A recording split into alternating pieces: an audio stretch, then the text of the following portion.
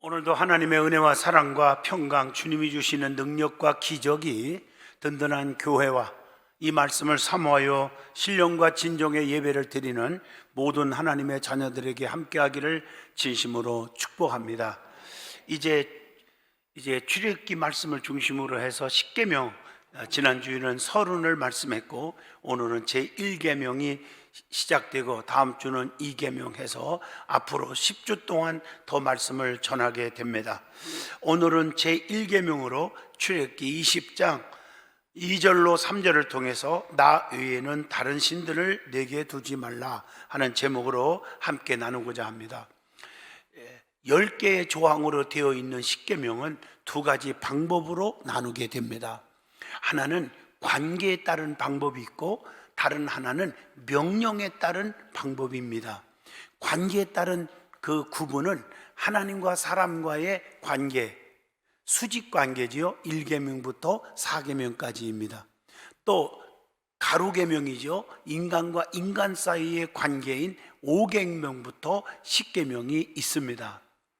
또 명령에 따른 구분으로 보면 하라, 하지 말라 이렇게 명령으로 되어 있는데 하라는 명령은 4계명과 5계명이고 하지 말라는 명령이면 그 나머지 10가지 중에서 8가지가 하지 말라로 되어 있습니다.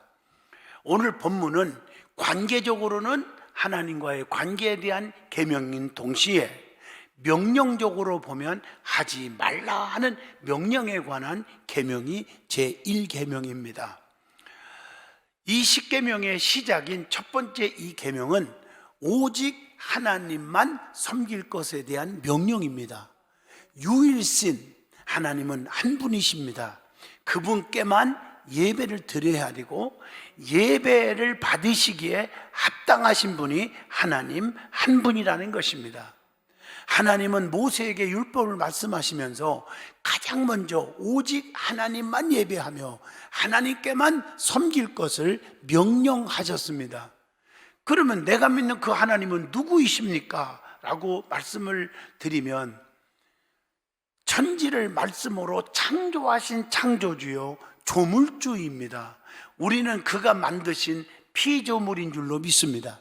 그러므로 피조물인 인간이 조물주 하나님을 섬기는 것은 가장 기본이라는 사실을 아셔야 되고 그분은 전능하시고 전지하시고 무소부재하신 분이다. 그러니까 능치 못함이 없고 모르시는 게 없고 어디든지 안 계신 곳이 없다고 하는 말씀을 여러분 시편 138편과 139편을 통해서도 깨우쳐 주고 있는 줄로 믿습니다. 그런데 하나님은 전능하셔서 맘만 먹으면 성경을 보면 기적을 이루어요. 죽은 자가 살아나고 병든 자가 고침받고 문제가 해결되고 풍랑이 잔잔해지는 줄로 믿습니다. 그분이 개인만 하시면 가정의 행복, 사업의 번창, 자손의 번창, 축복이 다 오게 되어 있잖아요. 말씀을 통해서 보면. 그런데 그 하나님은 공의로운 하나님, 질서의 하나님이기 때문에 그 하나님은 누구에게든지 기적을 주시는 전능성을 발휘하시는 분이 아니라 무소부재성, 어디든지 계시고 보고 계시면서 전지성, 모르는 게 없이 다 알고 계셔. 우리의 심령까지도 꿰뚫어 보셔요. 생각까지도 다 보시고 계셔요. 정확히 판단하셔서 전능성을 발휘해 주는 분이 있고 전능성을 발휘 안 하는 분이 있다는 말이에요. 그래서 하나님의 뜻대로 살고 하나님의 영광을 드러낼 사람들에게는 즉시 전능성을 발휘해서 죽을 자를 살리고 병든 자를 고치고 풍랑을 잔잔케 하시고 문제를 해결해 주시는 하나님인 줄로 믿습니다. 그래서 우리는 하나님 앞에 진실하게 살자는 것입니다. 그게 나의 하나님이에요. 자, 여호수아는 그의 죽음을 앞두고 이스라엘 백성에게 오직 하나님만을 선택하여 하나님만을 섬길 것을 당부하고 있다는 거죠. 여호수아 24장 14절에 이제는 여호와를 경외하며 온전함과 진실함으로 그를 섬기라. 너희의 조상들이 강 저쪽과 애굽에서 섬기던 신들을 치워버리고 여호와만 섬기라 이렇게 말하고 있어요. 여기서 우리가 오해해서는 절대 안 되는 꼭 깨달아야 할 말씀이 있어요. 다른 신들이란 말이 나오죠.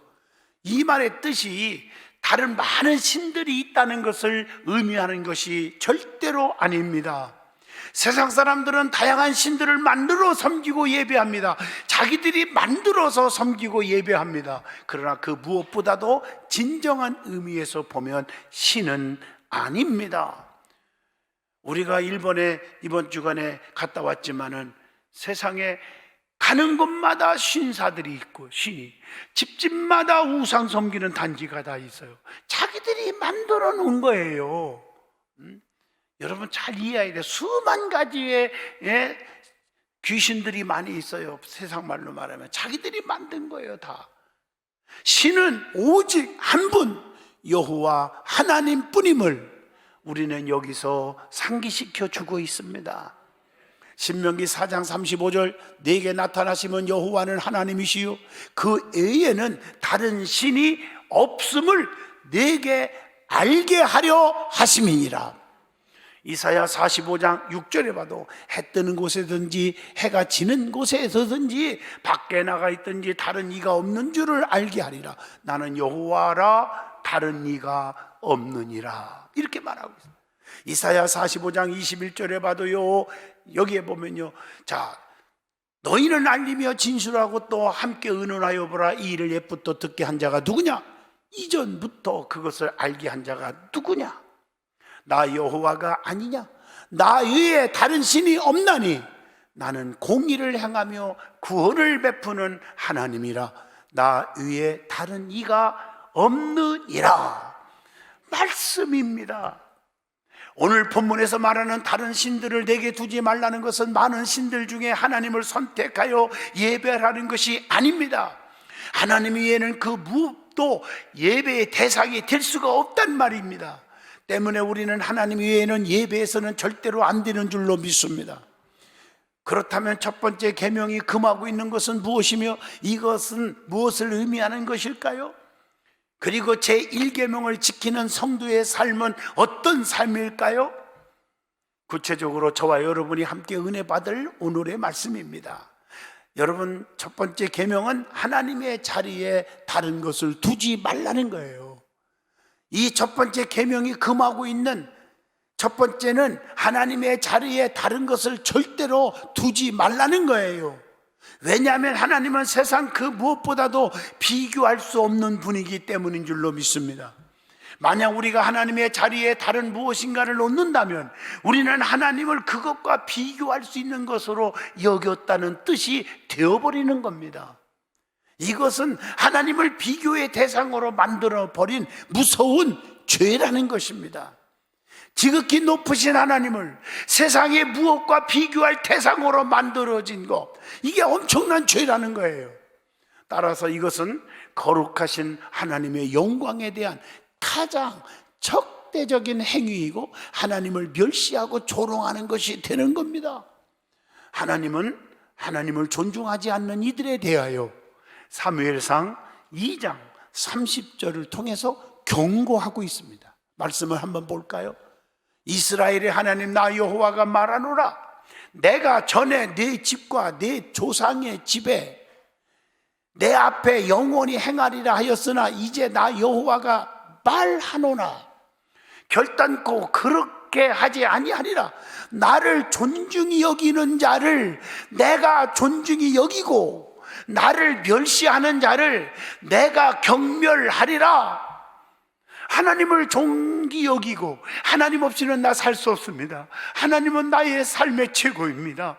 그리고 하나님만을 위해서 살아가는 자에게는 내가 너희들을 존귀 여겨주고 책임져주고 죽을 병에서도 고쳐주고 문제 해결해주고 다 책임져 주지만 너희가 나를 무시해버리면 나도 너희들을 경멸하고 무시한다는 이런 말씀입니다. 제 말이 아니라 하나님의 말씀입니다.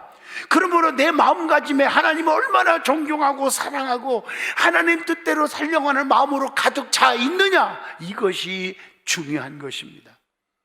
오직 하나님만 예배하라는 거예요. 하나님과 다른 것을 동시에 예배하지 말라는 거예요. 저는 지금도 평생에 잊을 수가 없어요.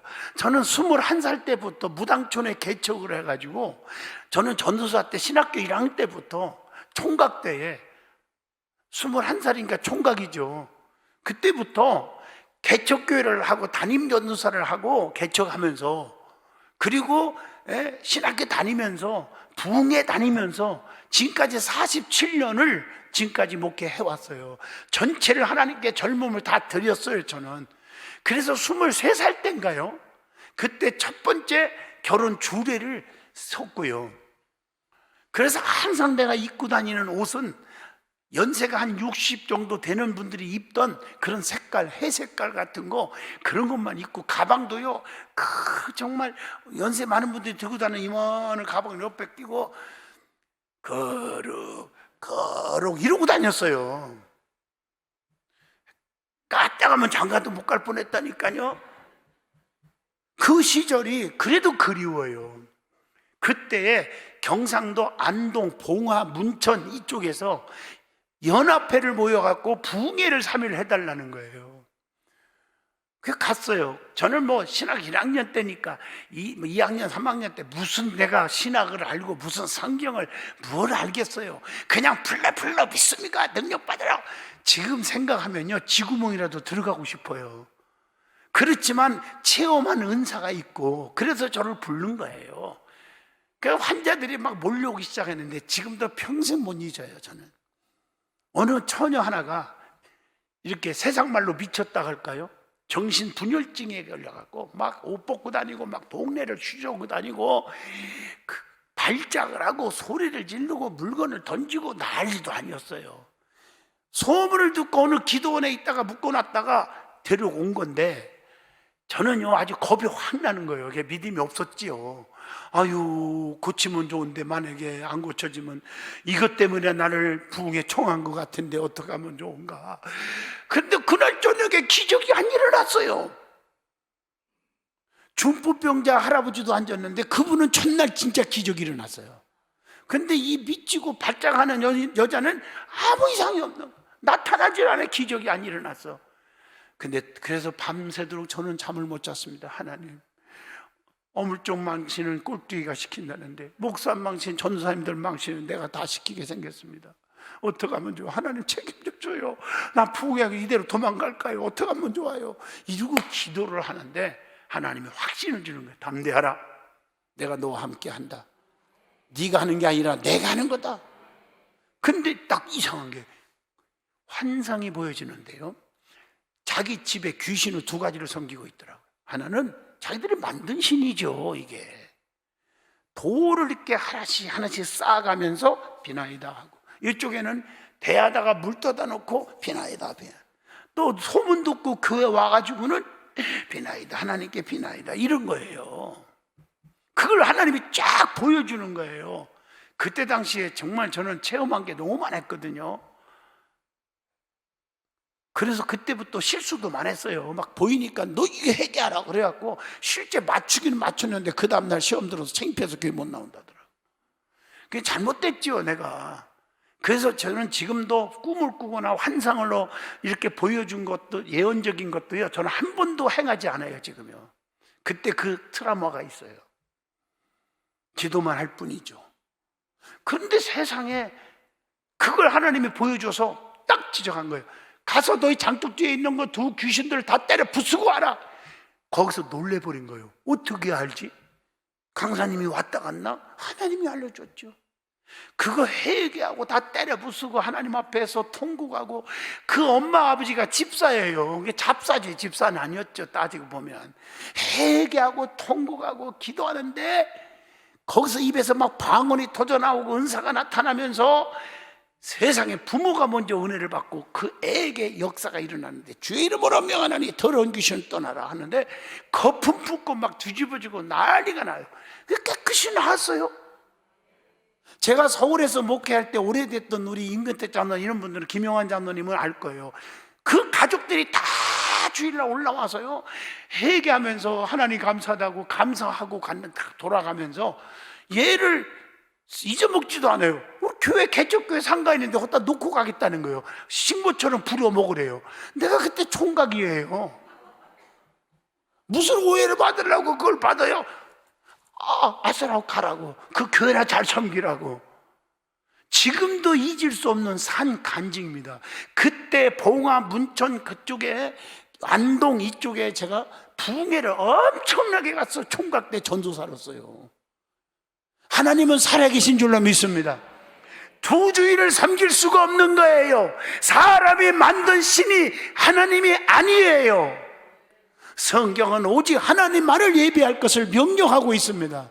이것은 하나님의 백성에게 선택의 영역이 아닌 필수적인 영역이라는 거예요. 우리가 숨을 쉬어야 살 수 있는 것은 선택의 영역이 아니잖아요. 반드시 살기 위해서 숨을 쉬어야 하잖아요. 기도도 반드시 영적으로 살려면 기도 생활 해야 되는 거예요. 기도 생활 안 하면 영이 죽어버린 거예요. 아무 의미가 없어요. 마찬가지로 하나님의 백성이라면 오직 하나님만을 예배해야 될 줄로 믿습니다. 그래서 출애굽기 20장 20절에 여호와 이외에 다른 신에게 제사를 드리는 자는 멸할지니라. 우상 숭배가 그렇게 무서운 거 하나님이 멸해버린대요. 출애굽기 23장 13절 내가 내게 이른 모든 일을 삼가 지키고 다른 신들의 이름은 부르지도 말며 네 입에서 들리게도 하지 말지니라. 출애굽기 23장 24절 다 마찬가지예요. 그렇지 않으면 다 깨트려 버린대요. 출애굽기 34장 14절에 보면요, 하나님 앞에 하나님을 섬겨야지 다른 신에게 절하지 말라. 여호와는 질투를 하는 자라. 질투하는 하나님이니라. 구약에서요, 이스라엘 민족이 하나님을 잃어버리고 영적으로 타락했다는 질책은 이들이 하나님께 예배하지 않았기 때문이라고 말합니다. 이스라엘은 가나안 정착 이후에 예배를 쉬지 않았습니다. 그렇다면 구약에서 말하는 이들의 영적 타락은 무엇을 이야기하는 걸까요? 수많은 선지자들과 예언자들이 그렇게 부르짖었던 이스라엘의 영적 타락이 무엇일까요? 바로 우상과 하나님을 동시에 섬겼다는 것입니다. 예루살렘에서 하나님께 예비하고 동시에 바알, 아세라를 향해 제사를 지냈단 말이에요. 하나님은 이스라엘 민족에게 너희가 지금 영적 간음을 행한다고 책망하고 있습니다. 에레미야 3장 8절에 보니까 내게 배역한 이스라엘이 간음을 행하였으므로 내가 그를 내쫓고 그에게 이혼소까지 주었으되 그의 반역한 자매 유다가 두려워하지 아니하고 자기도 가서 행음함을 내가 보았노라. 이렇게 말하고 영적인 간음이라고 말하고 있습니다. 에레미야 5장 7절에도 그렇게 말하고 있어요. 다 하나님이 책망하고 있어요. 화가 있을진저라고 했어요.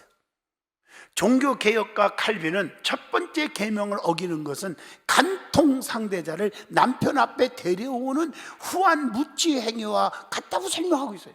이 첫 번째 계명의 중요성을 강하게 강조한 거 있죠. 후한 무치가 무슨 뜻입니까? 뻔뻔하다, 얼굴에 철판을 깔았다, 이런 뜻 아닙니까?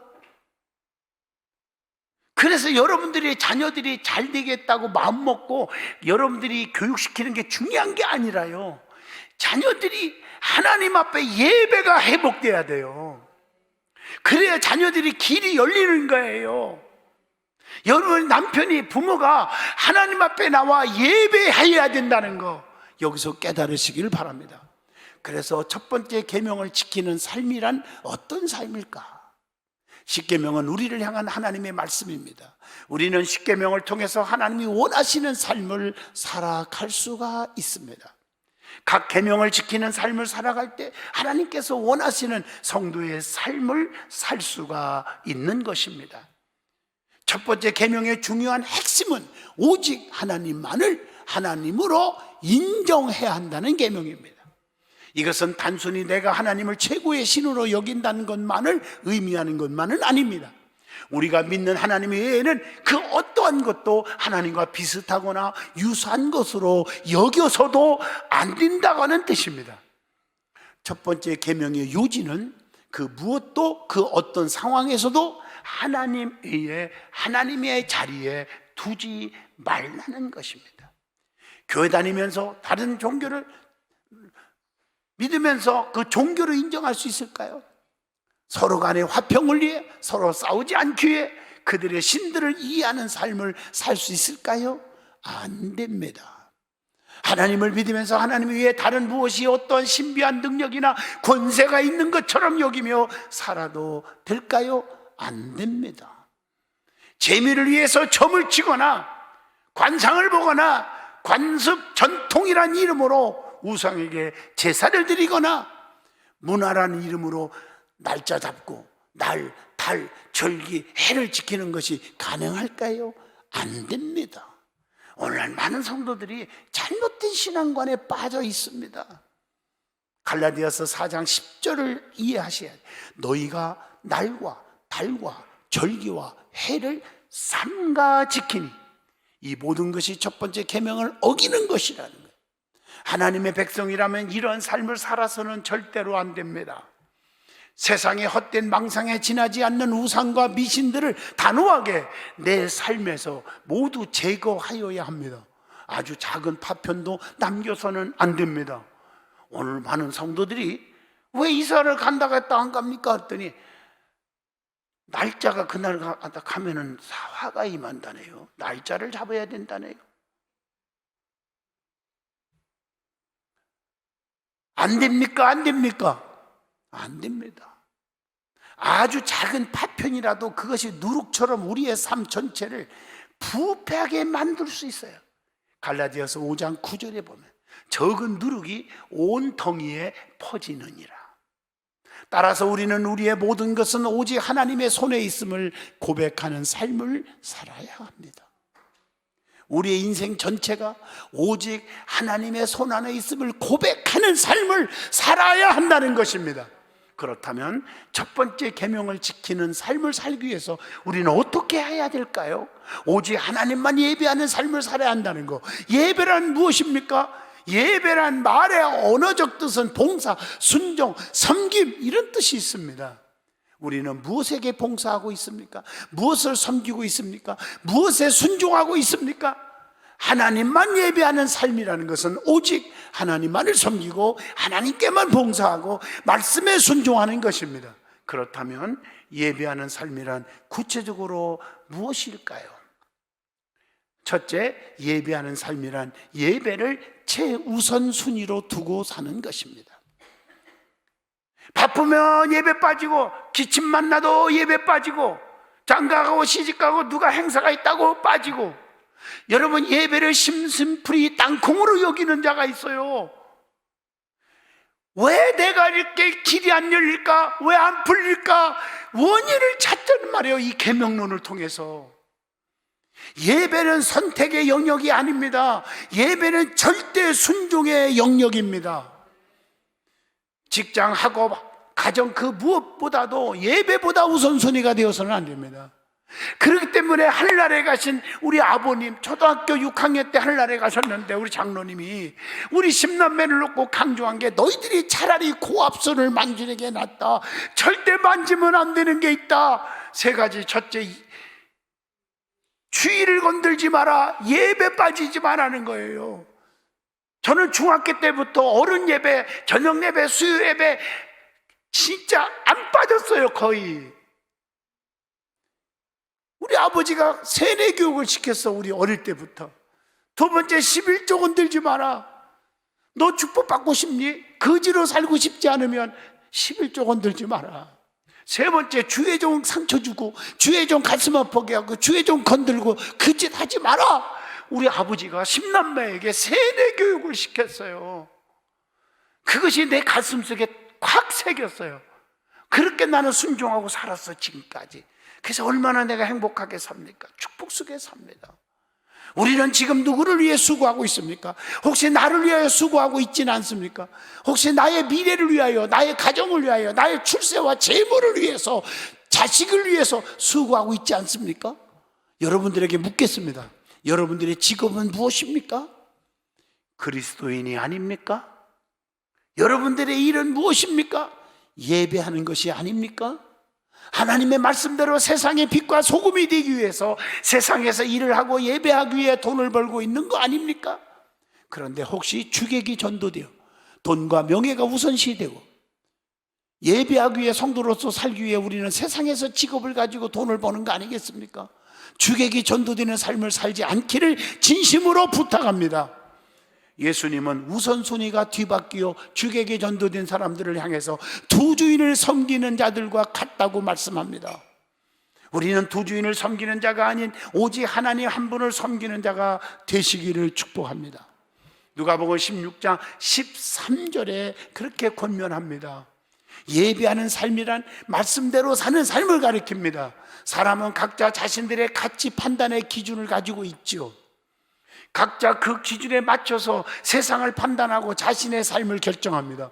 그렇기 때문에 모든 사람들이 환영하고 할렐루야 아멘 하는데 자기만은 아멘이 안 나오고 놀렐루야 노멘이 나오는 거고 불평 원망이 나오고, 그래서 하나님을 향하여 원망하고 교회를 향하여 핍박하고 교회를 향하여 불평하고 목사를 향하여 불평하는 그런 잘못된 영으로 빠지는 경우가 얼마나 종종 많이 있습니까?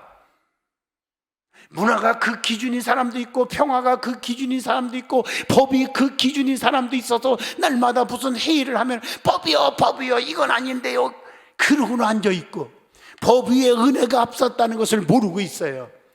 재물이 그 기준의 사람도 있어요. 재물이 최고인 줄 알고. 여러분, 성경에 이런 얘기 하려면 밤새도록 내가 설교를 해야 합니다. 밤새도록. 예수님도 마찬가지예요. 현장에서 가늠한 열을 향해서 많은 사람들이 법에 의하여 돌로 찌고 죽여야 돼요. 그게 법이에요. 근데 예수님이 죄 없는 자가 먼저 쳐 죽여라. 은혜와 사랑에 앞섰어요. 아무도 못 쳤어요. 나도 너희를 정죄하지 아니하노니 돌로 쳐 죽이지 아니하리니 다시는 그러지 말라. 이게 사랑의 법인 줄로 믿습니다. 우리는 너무 아는 체 하지 마세요. 목에 힘주고 살지 마세요. 사랑이 앞서야 합니다. 용서와 화해가 앞서야 합니다. 믿음이 앞서야 됩니다. 여러분들의 기준은 무엇입니까? 어떤 판단의 기준을 가지고 세상을 살아가고 있습니까? 거룩한 하나님의 백성이라면 그 기준이 반드시 하나님의 말씀이 되어야 합니다. 그래서 말씀에 순종하지 않는 사람은 하나님을 예배하는 삶을 살 수가 없는 것입니다. 오직 성경만이 우리가 하나님의 거룩한 백성으로 살아가기 위해 필요한 모든 것들이 다 기록되어 있기 때문입니다. 디모데후서 3장 16절로 17절입니다. 성경은 하나님의 감동으로 된 거라고 그랬어요. 교훈과 책망과 바르게 함과 의로 교육하기에 유익하니 이렇게 말씀하고 계십니다. 하나님은 말씀대로 세상을 바라보시고 그 기준에 맞게 삶을 살아갈 수 있기를 축복합니다. 이것이 바로 예배하는 삶이기 때문인 줄로 믿습니다. 세 번째 생각할 수 있는 말씀은 계명이 주는 유익이 뭘까요? 첫 번째, 계명을 지킴으로 우리는 어떤 유익을 얻을 수 있을까요? 하나님의 백성으로서 첫째, 보호를 받습니다. 하나님의 보호를 받아요. 오직 하나님만 의지했을 때 하나님을 도와줍니다. 모세가 이끄는 이스라엘이 하나님의 보호를 받았듯이 민수기 14장 9절의 말씀입니다. 여호수아의 군대가 하나님의 보호를 받았습니다. 여호수아 24장 17절의 말씀입니다. 다윗이 하나님의 보호를 받았습니다. 시편 16편 8절입니다. 두 번째, 하나님의 자녀로서 하나님의 축복을 받습니다.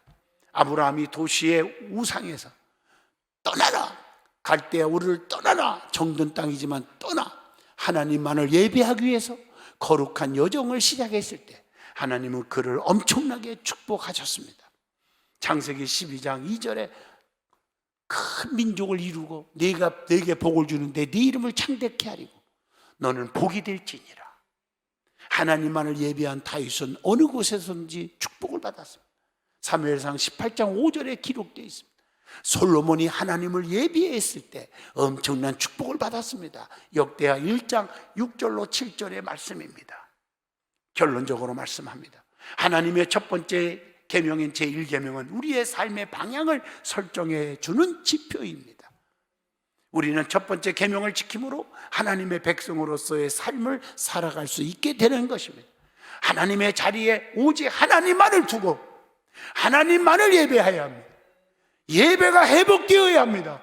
우리의 삶 전체가 예배를 최우선순위에 두어야 합니다. 말씀에 순종하고 예배의 삶을 살아야 될 줄로 믿습니다. 그럴 때 엄청난 축복을 하나님이 주시는 것입니다. 기도합니다. 거룩하신 하나님, 나 위에 다른 신들을 내게 두지 말라고 했습니다. 우리가 1계명을 통해서 많은 것을 깨우쳐 주신 아버지, 그 계명의 축복이 우리의 것이 되게 하옵소서. 예수 이름으로 기도합니다. 아멘.